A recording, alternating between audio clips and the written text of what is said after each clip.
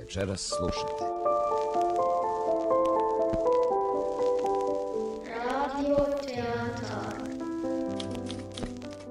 Miroslav Popović. Elegija.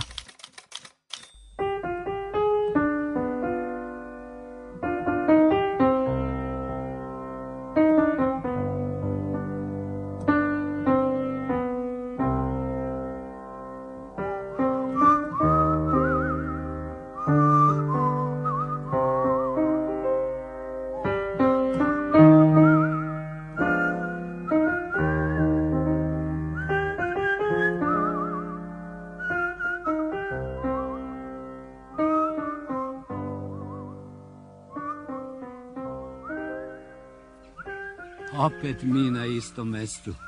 Dobar dan, dobar dan. Već pomislih da sam vas oterala s vaše klupe.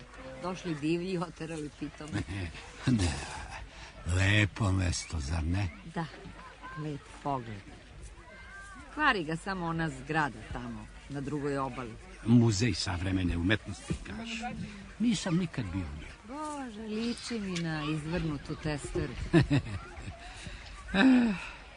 Lepa jesen. Leto nije bilo nikako, svaki čas nekakve olujine, ali zato jesen baš kako treba. Ali neće još dugo ovako vreme. Kraj oktobra. Poremetilo se nešto u prirodi. Ranije je leto bilo leto, zima, zima. Sećate se predratnih zima, a? I kako da ne. Ja dobro pamtim onu čuvenu zimu iz 1929. godine. Sećam je se i ja, nažalost. Bila sam tad već u gimnaziji, u drugom razredu. A ja sam već radio u katastru. U stvari, tek kad je prošla ta zima, videli smo koliko je bila teška. A onda mi je bilo čak i zabavno. Ulice puste, snega, čitavi smetovi. Ujutru, kad idem na posao, sam sebi krčim stazu kao neki polarni istraživač. Stanovao sam, znate, daleko u ono vreme. U kancelariji nas po šefovom naređenju čeka topao čaj. Osjećao sam se kao na frontu i ništa mi nije bilo teško. Mladost voli vanredne situacije. Da, ja sam uživala da gazim po dubokom snegu. Nisam bila više ni tako mala, 14 godina sam imala. Idem, a iza mene ostaju ogromni tragovi, kao da je prošlo neko strašno ogromno biće. Ja znam da su to moje stope, ali počinjem da se bojim. Onda ubrzam, Da. zatim počnem da trčim kući, stignem sva zadihana, izbezumljena. Posle je to prošlo kao nožem presečeno. Najednom sam se pretvorila u devojku i prestala da budem dete. Da, a jeste li živeli u Beogradu? U Aleksincu. A, Pred rat smo se doselili u Beogradu. U stvari, majka i brat su ostali u Aleksincu, a otac je umro 35. vidite, ja nisam nikad bio u Aleksincu, ali čuo sam da je lepo mestašce. Pa ne znam.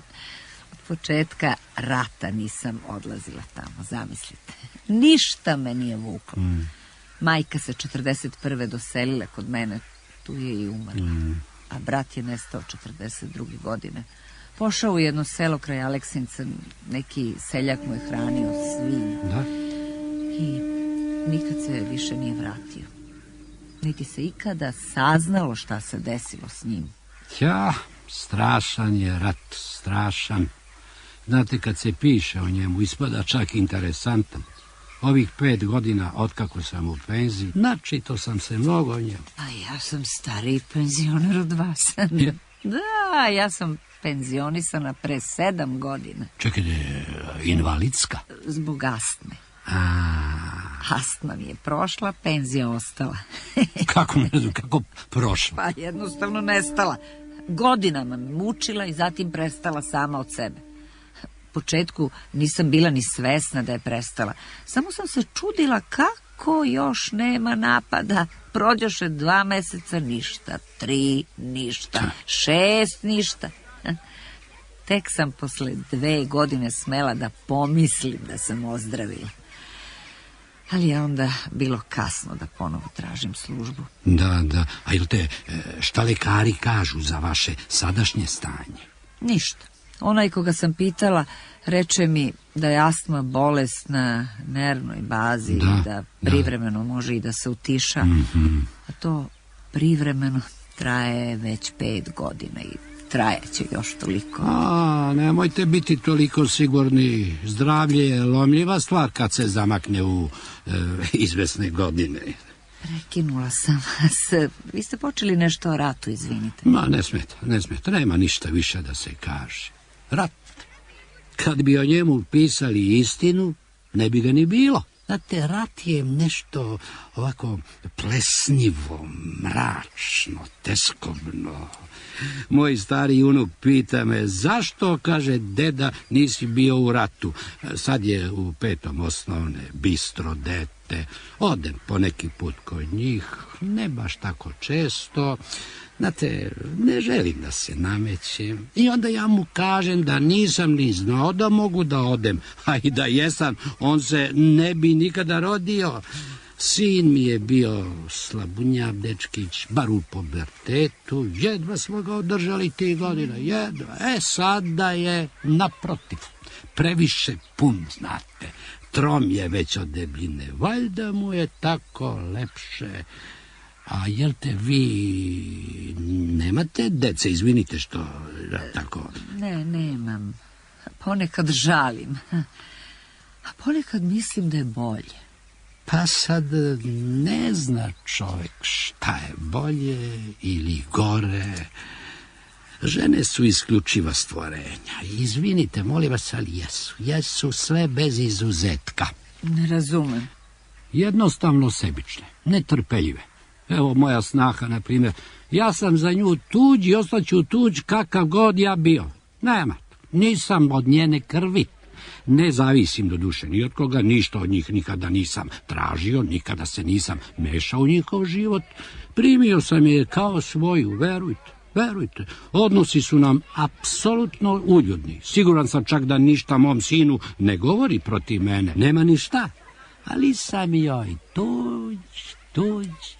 tuđ. Kad je pošao u školu, stari unuk je svake 2, 3 nedelje dolazio kod mene, dovedem ga u subotu uveče, vratim u nedelju uveče, vodim ga u Luna Park, onda šetam, on zapitkuje, ja odgovaram. To smo zvali, znate, naš vikend. Onda su se vikendi počeli proređivati. Jedne nedelje suviše hladno, moj stan se ne greje dobro, druge baš je lepo vreme, šteta da bude u gradu, kad njeni roditelji imaju kuću sa velikim dvorištem, 3. put ovo, 4. ono, kod mene se razmazi, ja nisam dovoljno strog. A kod njenih roditelja se ne razmazi. Pa sad razmazi se i kod njih i kod vas. Tako mora biti. Dede i babe ne mogu drugačije. Valjda ljudi kada ostare jasnije vide čitav put što stoji pred decom pa ih žale. Neće da im kvare jedino lepo doba, detinjstvo. Sigurno je da ga ja ipak ne mogu razmaziti koliko baba i deda sa majčine strane. Jer pazite, njih je 2, a ja 1. Prosta računica. Možda je baba stroga. Setite se šta ste govorili o ženama. Ne. Mali je i njena krv. Da ga je moj sin doveo, recimo, iz nekog ranijeg braka, ne bi se on igrao u njenom dvorištu, pa da je 2 puta toliko. Tu me nećete razuveriti. Ne. Ima i muškaraca svakakvi, sad vi izvinite. Ma nema, zašta? Ja sam penzioner, više ne spadam u muški rod. Znate, ima jedan vic o tome, malo je ovako slobodniji, ali dobro, može da se ispriča u svakom društvu. Pazite ovako, kaže, sede 2 penzionera u parku i uživaju na blagom suncu, kao ovo mi sada, i onako pričaju, pomalo ćute, kad će jedan od njih tek videli ti ko ovo prođe. Videh neku vremešnu ženu, kaže drugi. A znaš ti ko je to, pita prvi. Ruža. Koja Ruža? Iščuđava se drugi. Ma Ruža, čoveče, Ruža. Ono što smo jurili za njom kad smo bili mladi. Ruža. Ruža! O, priseća se drugi. Pa je li to beše ona što su njeni držali pekaru na Varoškapi? Ona, brate, jel vidiš da je znaš? Ma kako da ne znam, kaže drugi. Samo, kaže, ne sjećam se zbog čega smo jurili za njom. Dobar vic, ja. Baš ste me nasmejali. Joj, već 12. Brzo je prošlo vreme. Pa dobro, šta smeta što je 12? Juče ste rekli da ste sami, znači niko vas ne čeka. Mene bar čeka Kera. Je li to papagaj o kome ste pričali? Da, dobro, nije on pravi papagaj. To su, znate, oni mali što ih prodaju po pijacama u poređenju sa velikim papagajem. On je kao džepni tranzistor prema radiju, portable papagaj. Ne ume da govori. Pa brblja nešto na svom jeziku, a ja na svom, ali se razumemo, lepo se razumemo. Znate, kad izlazim iz kuće, sasvim jasno mi kaže da se ljuti što ga ostavljam. Ljuti se. Strašno mrzi samoću. Vidite, on mi je velika razonoda. Da. Nekada sam želela da imam psa. Ali pre rata vlasnik kuće nije dozvoljavao da se drže životinje. Da. Posle nisu bili ni uslovi. Pa traži veću negu, traži stalne šetnje. Da, ja i sama sebe ne šetam. Ja, koliko godina živim tu, Kalemegdan mi je na nekoliko koraka udaljen. A prekjuče sam prvi put došla ovamo da prošetam. A vi blizu stanujete? Na uglu Gospodar Jovanova i 7. jula. Pa to ne valja vam to. Ja sam čak kod Slavije, a svaki dan dolazim ovamo, svaki dan. Ima do duše po gradu parkova, ali vazduh nije isti. Ovde od Save i Dunava dolazi svež vazduh, znate, čovjek mora voditi računa o svom zdravlju, pogotovo ako je sam. Jednom se mora umreti. Sad, smrt je majstorija koju svak nauči. Samo pitanje je kako doživeti do nje. Zamislite recimo da bolujete godinu dana, 2 ili više. Ko će vas podvoriti? Ko ponegovati? Znate, mi samci moramo o sebi voditi račun. Evo, uzmite mene, ja svakoga jutra ispljuskam se po grudima hladnom vodom, iako nisam to nikad radio u svom veku. Znate, ovako prijatno mi baš nije, ali ja sada ne znam šta je kijavica, a ranije nisam bio nekog naročitog zdravlja. Ali kako da šetam? Vama muškarcima je lako. Stavite ruke na leđa i hodate Kalemegdanom gore dole. Ste li ikada videli ženu da tako ide sama? Niste. Izgledala bi i sebi drugima kao budala. I juče kad sam vas pitala mogu li sesti, znate, pitala sam zato što prosto više nisam mogla da hodam sama. Sad imate svoje mesto. Primam vas za podstanara na mojoj klupi. Ja sam svako prepodne ovde i vi slobodno dođete, slobodno. Posedet ćemo, porazgovarat ćemo, nadisati se čistog vazduha. Da, ako još potraje lepo vreme. Meteorološki izveštaji kažu da je u čitavoj Evropi suva i lepa jesen. Ne predviđa se skoro pogoršanje. Vreme je i meni za ručak.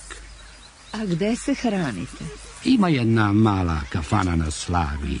Abonirao sam se, znate. Hrana je sasvim pristojna, a i cene, boga mi. Uveče, kod kuće, čaj, jogurt, ponekad otvorim sardinu, uglavnom ovako laka večera. Jel vi sami kuvate? Da. Još ništa nisam kupila za danas. Moram da svratim u samouslugu. Lepo, taman idemo zajedno do 7. jula, vi onda skrećete, ja nastavljam. Naravno, mislim, ako nemate ništa protiv. Samo izvolite. Jel idete peške do Slavije? Peške.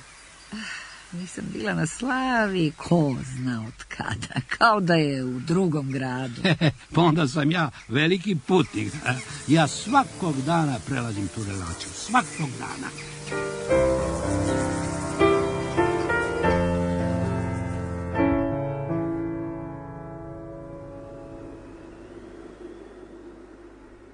A, evo i vas.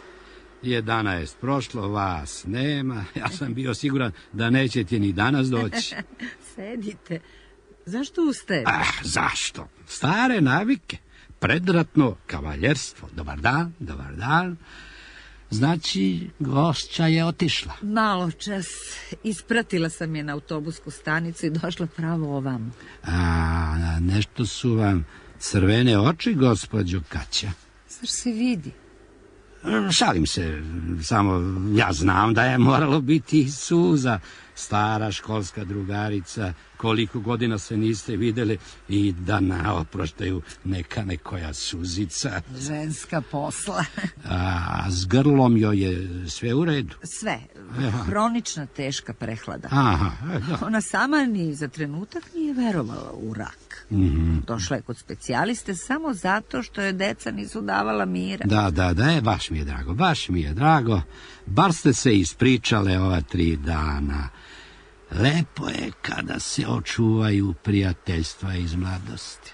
Toliko godina se niste videle, a veza se održala. Kad je Ceca ušla kod mene u stan, ni ja nisam znala šta da pričam. Kako si, kako tvoji i tako dalje. A posle se čovek raskravi. Noća smo zaspale posle 2. Da, taman ja zadremam kad se ona nečeg priseti. Onda počne dremati, a ja se nečeg setim. Jao, što smo se smejale. Kada bi me sada neko zapitao zašto, ne bih umela da objasnim. Odnosno, ne bi bilo ništa smešno. Evo sad mi je smešno. Ja ne znam šta mi je, kao da sam podetinjila. Znači, podmladila vas je poseta drugarice, a? Stvarno jeste. Stalno smo pričale o mladosti, pa sam se tako počela i osjećati. Da. Brod. Još koju nedelju, pa će u zimovnik. Predviđa se da će ova zima biti duga, a i red je. Da, onda nema šetnji po Kalemegdanu. Nema. Ili imate centralno grejanje? Ne, naftu. A vi? Ja sam staromodna, ugalj. Slušajte, ja uveče već pomalo založim. Ne zbog sebe, ne, zbog Pere. Njemu treba toplota. Znate, nežan je on. Volite ga? Volim. Nisam baš verovao da ću ga toliko zavoleti. Kupio sam ga tek onako. Da imam nešto živo u kući. Vrlo je pametan. Uzeo sam ga kao nekakvu stvarčicu za razonodu. A ispalo, Boga mi, da mi pravi društvo. Hoćete li mi verovati kad vam kažem da on zna tačno kako sam ja raspoložen? Tačno. Evo, na primjer, u prošlu nedelju. Za samca je nedelja najgori dan. Znate, najviše osjeti da je sam. Toga dana su sve porodice na okupu, nekako je drugčija atmosfera, no radnim danom. U kafanu na ručak nisam išao, gužva je nedeljom, sve neka nova lica, galama, pije se. I tako sedim kraj prozora popodne, smrkava se, novine sam iščitao već davno, kad odjednom Pera poče da cvrkuće, cvrt.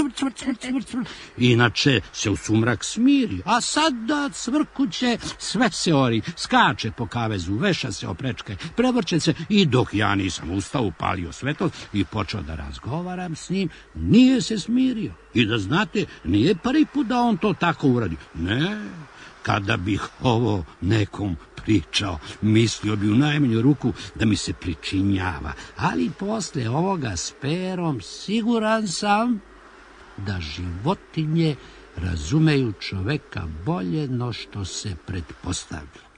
I šta bi ja još mogao da vam ispričam o Peri, ali neću da vas gnjavim dalje. Ne, naprotiv, zanimljivo je što vi lepo pričate. Mislim, vi ste uopšte veoma pametni. Ovo mi je prvi kompliment od neke osobe suprotnog pola za posljednjih 40 godina. Hvala vam, hvala.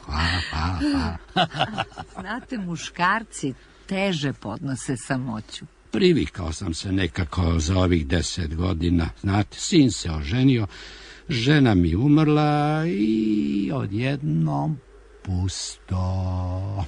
Pa bila je relativno mlada. Nepunih 50. A od čega je umrla? Srce. Šteta. Mogla je još proživeti. Nije. Tada nisam znao, ali sada znam, nije. Ko nema volje za životom, mora umreti. Da, to je On je sebe pripremio, a onda već neka naiđe. Kao devojka bila je vesela, znate, bila ovako živahna, pravi vrabac. U početku braka također. Valjda se još nadala da će naići taj nekakav život za koji se je spremala.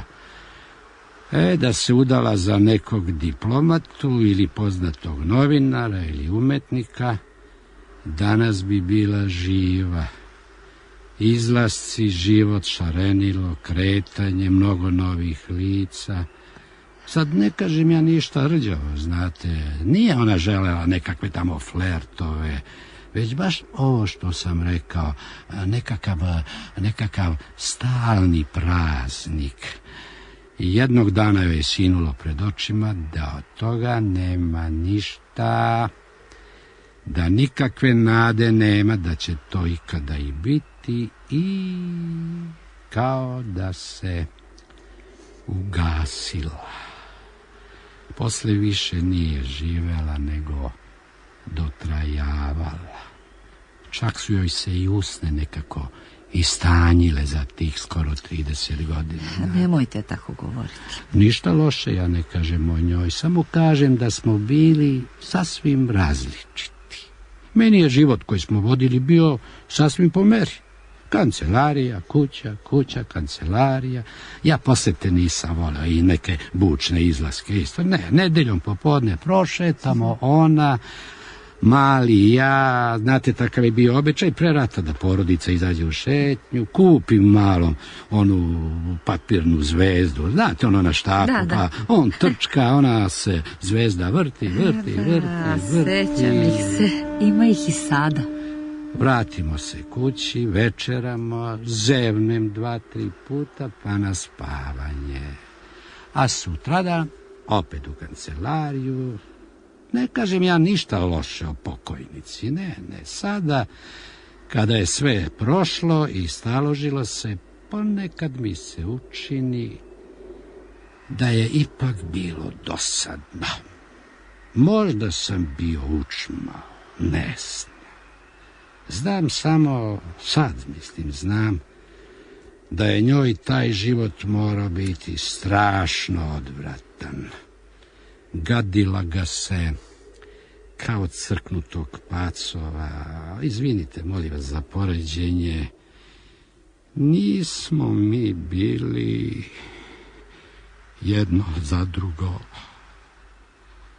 Udala se za pogrešnog čoveka, jadnica. Izvinite, i tako sve se to svršilo. Trebalo bi zabraniti rane brakove. Zakon bi trebalo doneti. Mnogo bi ga poštovali, mnogo. Da nema udaje pre 25. godine, da znate. Ko će mladeži komandovati?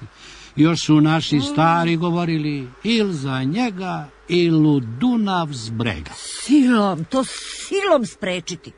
Ne sme se dopustiti da 18-godišnja devojka određuje sama svoju sudbinu za ceo život. Ne, to nikako ne sme. Onda ona ne zna šta radi, nesposobna je da misli. Da. Ništa ona ne vidi, osim da je visok i prav, da ima držanje, izbrijan, namirisan, glatko očešljan, muški gleda, to je važno, da, ona samo to vidi. Da. Zakon, gospodine, treba doneti zakon. I pokaže se 1 put, 2 puta, 3 puta i 100 puta da je on ništa, da je prazan, da je priglup, strašljiv, sebičan i svih 100 puta ona ne poveruje sama sebi, odnosno sama sebe razuveri, da više nije ni devojka, ni mlada, ni naivna, stalno da pokušava opet iznova, sve dok je život ne prođe. Muška pojava, visok, elegantan. Ognuno ha il suo croce, kažu Italijani. Davno sam čuo tu poslovicu, još na odsluženju vojnog roka i zapamtio sam je, pazite, ognuno ha il suo croce. Svako ima svoj krst. Znate da sam ja srećna što nemam dece, pogotovo kćer. Da. Kakve smo mi jadnice. Pojava, jao.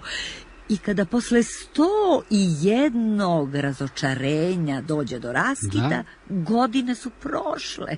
Više nikakvog života pred njom nema. Kako glasi ona poslovica? Ognuno ha il suo croce. Ognuno ha il suo croce.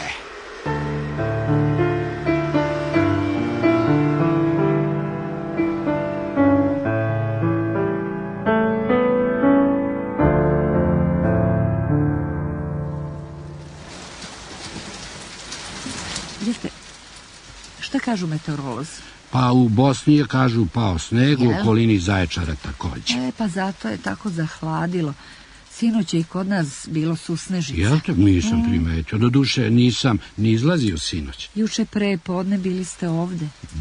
Bio sam navika. Bože, kako pusto. Juče je bilo još praznije. Ja sam bio jedini šetač na Kalemegdanu. Sada nas je ipak 2. Znate? Slivamo se voda na kapu. Evo, uzmite moj kišobran, a meni dajte svoj. Bolje ćete se zaštititi. Uzmite samo. Hvala vam, nisam znala da ću vas zateći po ovom vremenu, ali ipak sam došla. Nismo se ni pozdravili. Da, ko bi rekao da će se ovako naglo promeniti vreme, znate. Još prekjuče su ljudi išli bez mantila, a juče su već bile potrebne i rukavice. U ostalom, novembar je. Dugo smo imali lepu jesen. Htjela sam da vam zahvalim što ste mi pravili društvo. Pa čekajte, i vi ste meni pravili. Znate, lakše je čoveku kad se s nekim ispriča. Da. Sada vam ostaje Pera za razgovor. Do proleća. Ma i on se nešto skunjio, valjda vreme utiče na njega. Juče nije skoro ništa jeo. Ništa, nekoliko zrna samo. Da mu nije hladno. Ložim ja već odavno, baš zbog njega. Jel te, a kažete, jeste opravili onu česmu? Da, bio je majstor juče. I molim vas, koliko vam je uzeo? 3000. Mnogo. Šta mogu? Sama ne umem da promenim gumicu. Ma to je posao 10 minuta. Ni ja nisam umeo, ali sam naučio, znate. Ja za nevolju umem i da peglam. Stvarno? Da, pantalone doduše samo rubljem i operu ispeglaju u servisu. Da, dosadni su kućni poslovi za muškarca. Pa sad da vidite, ponekad i dobro dođu. Skraćuju vreme. Dok malo pospremim, dok očistim Peri kavez, uspem naftu i dobar deo jutra prođe. Da, meni mnogo vremena oduzme čišćenje peći za loženje. To mi je najteži posao. Ostalo mi ne pada teško. A što ne pređete na naftu ili struju? Skupo je. Pa sad, sve je skupo. Pogledajte, tamo preko Novi Beograd. Da.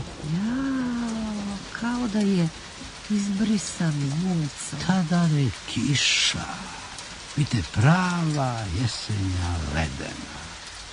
Hoćemo li polako kući? Pa, možemo. Nećete valjda i sada peške do Slavije? Kako da ne, polako od izloga do izloga. Evo, uzmite svoj kišobran. Ma neka, molim vas, neka, na izlazu ćemo se zameniti. Pozdravite Peru kad stignete kući. Pozdravit ću. Hteo sam nešto da vam kažem, gospođa Kaća. Da? Nešto o nama. O nama? Da, o vama i meni. Smijem li? Nemojte, bolje nemojte. Slušajte, možda će ovo biti strašno glupo u vašim očima, a možda je baš to i pametno. Ne, nemojte, molim vas, bolje da pričamo o nečem drugom. Molim vas, ja nisam lakomislen. Ozbiljan sam čovjek. Mada ovdje na Kalemegdanu nije ni vreme, ni mesto za sličan razgovor. Ovo ne znači da se ja prema vama ne odnosim s poštovanjem. Ne. Nego, gospođo Kaća, hoćete li da zajedno čuvamo Peru? Nemojte. Vidite da mi je neprijatno. Ma i meni je, verujte mi. Naravno, ako meni nemate dobro mišljenje... Ne, naprotiv. Vi ste slobodni. Ja sam slobodan. Nemojte, vi ste tako dobar čovjek i pametan i simpatičan, ali... Hoćete da kažete u našim godinama? Da. Sami smo, gospođo Kaća. Sasvim sami.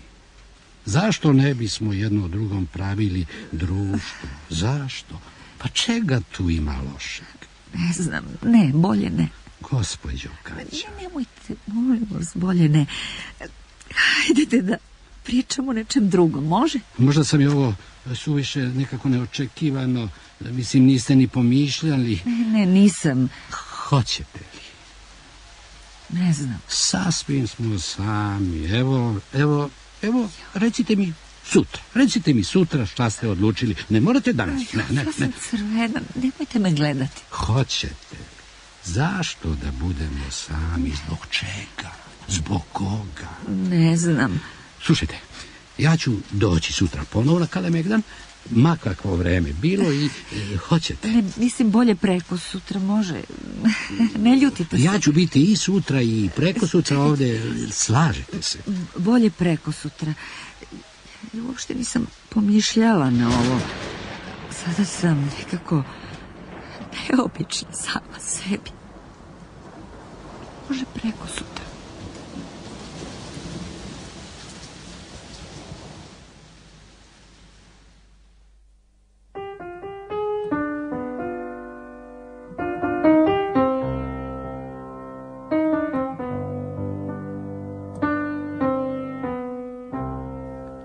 Poštovana gospođo Kaća, prošlo je već nedelju dana od našeg posljednjeg viđenja i od mog predloga vama, za koji se ne kajem, ali bi možda bilo bolje da ga nisam dao. Bilo bi mi veoma teško da sam vas nečim uvredio i još od onoga dana kad je trebalo da dođete i kažete šta mislite o mom predlogu, prisjećam se šta sam sve rekao. Setivši se svojih reči, a znajući vas kao razložnu osobu, verujem da niste došli ugovorenog dana, a ni kasnije, ne iz neke uvrede, već iz nekakvog drugog razloga. Ja sam svakoga dana u 11 na Kalemegdanu, bez obzira na vreme. Ako niste bolesni, dođite. Ako ste bolesni, napišite nekoliko reči. Adresu vam dostavljam na kraju pisma, a do vaše sam došao na taj način što sam u nekoliko kuća oko raskrsnice pogledao spisak stanara. Nadam se da mi ne zamerate. Pera je sasvim prestao da jede. Ne znam šta mu je. Ne leprša i ne cvrkuće. Zguri se u uglu kaveza i po ceo dan ćuti. Išao sam na pijacu da pitam prodavca ptica, ali oni po ovom vremenu ne dolaze. Ne znam kome da se obratim i kako da ga lečim. Molim vas, javite se.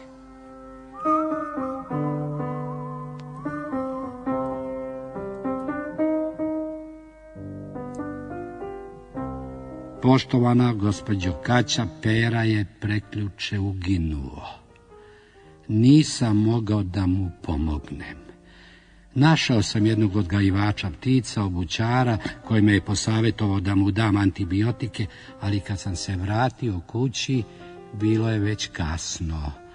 Sada prebacujem sebi što nisam bio s njim dok je umirao. Teško je umreti sam. Njegov kavez sklonio sam da me ne podsjeća na njega. Brinem se za vas. Sada sam siguran da ste bolesni. Molim vas, napišite mi šta je s vama. Da ste zdravi za ove 2 nedelje, našli biste načina da se javite. Zar nemate nikoga u susjedstvu ko vam može baciti pismo u poštansko sanduče ako vi ne izlazite? Napišite ako treba šta da vam kupim u gradu. Veoma sam zabrinut za vaše zdravstveno stanje.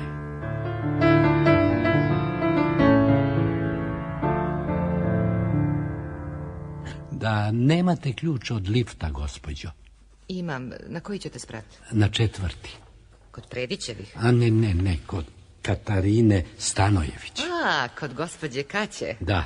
Sada smo bile zajedno u pekari, samo ja sam svratila još nešto da kupim, a ona je otišla pravo kući. Kako? Pa zar nije bolesna? A zašto bi bila bolesna? Pa, zdrava je, svakoga dana je srećem. Nisam vas viđala ovde. Znate, mi smo već 25 godina susjedi. Od rata. Mi smo poznanici, odnosno kolege. I ja sam u penziji. Nesrećna je to žena. Nekoga drži otvorenog. Znate, veoma je fina, ali nesrećna. Bože, kako jedna propalica može da upropasti nečiji život. Znate je muž? Izgleda kao ambasador, a propalica. Više ne radi no što radi, a kad mu sve lađe potonu, dođe kod nje. Ništa, njemu ne smeta što su se razveli. Ovi kao da klaviru tovaruju. A ona ga onda primi. Jel te, on je sad tu? Ma, tu je, već 10 dana, a možda i više. Nesrećnica je ona s njim. Znate, ranije je umeo da dovede i poznanice u stanu. Da. Ona radi, a on ovde ordinira. Zbog toga su se razveli. Uzalud lupate, komšinice. Zaglavio se na 3. Probao sam da ga pokrenem, ali ne ide. Opet. Eto, nemate sreće. Morat ćete peška na 4. Da. Ja ću onda bolje kasnije doći.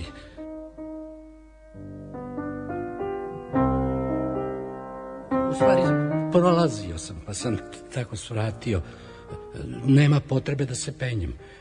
Mislim, nije ništa važno, samo sam svratio. Nema nikakve potrebe da idem gore. Apsolutno nema.